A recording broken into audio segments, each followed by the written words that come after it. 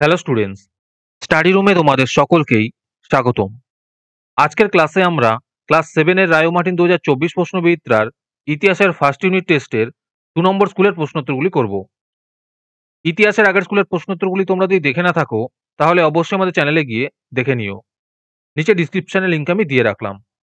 আর তোমরা যদি আমাদের চ্যানেলে নতুন হয়ে থাকো তাহলে চ্যানেলটিকে সাবস্ক্রাইব করে পাশে থাকা বেল আইকনটি অলে প্রেস করে রেখো। তাহলে পরে ক্লাসের ভিডিওগুলি আমি আপলোড করলেই তোমাদের কাছে নোটিফিকেশন পৌঁছে যাবে। তাহলে শুরু করা যাক। ১ নম্বরে আছে সঠিক উত্তরটি বেছে নিয়ে লেখো।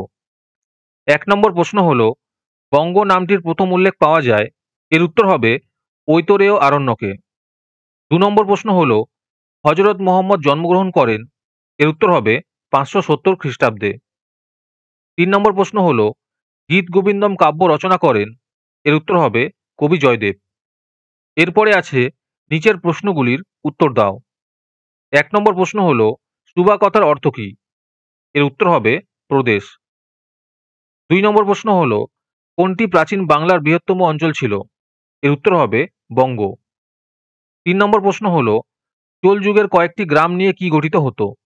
এর উত্তর হবে নাড়ু। আজকের ক্লাসের পিডিএফটি নেওয়ার জন্য তোমরা আমাদের হোয়াটসঅ্যাপ নাম্বার 7501121499 এ যোগাযোগ করতে পারো।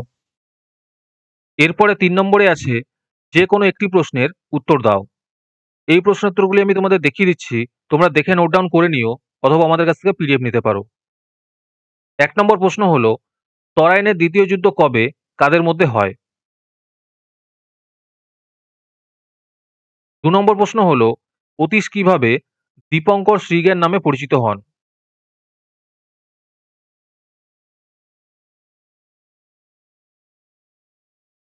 তারপরে ৪ নম্বরে আছে যে কোনো একটি প্রশ্নের উত্তর দাও। ১ নম্বর প্রশ্ন হলো, সুলতান মাহমুদের ভারত আক্রমণের উদ্দেশ্য কী ছিল?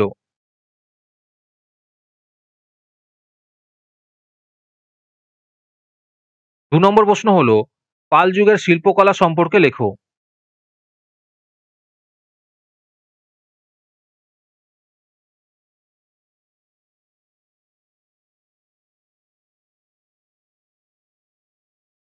৫ নম্বরে আছে যে কোনো একটি প্রশ্নের উত্তর দাও। ১ নম্বর প্রশ্ন হলো, গৌড়ের রাজা শশাঙ্কের কৃতিত্ব সম্পর্কে লেখো।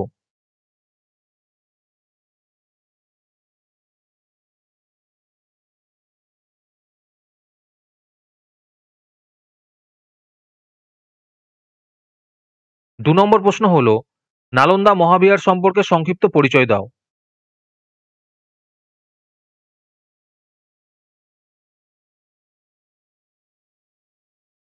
আজকের ক্লাসের ভিডিও তোমাদের ভালো লেগে থাকলে অবশ্যই একটি লাইক এবং বন্ধুদের কাছে শেয়ার করে দিও। পরের স্কুলগুলির প্রশ্নোত্তরের ভিডিও তাড়াতাড়ি পেতে চ্যানেলটিকে অবশ্যই সাবস্ক্রাইব করে রেখো। তাহলে দেখা হচ্ছে পরের ক্লাসে।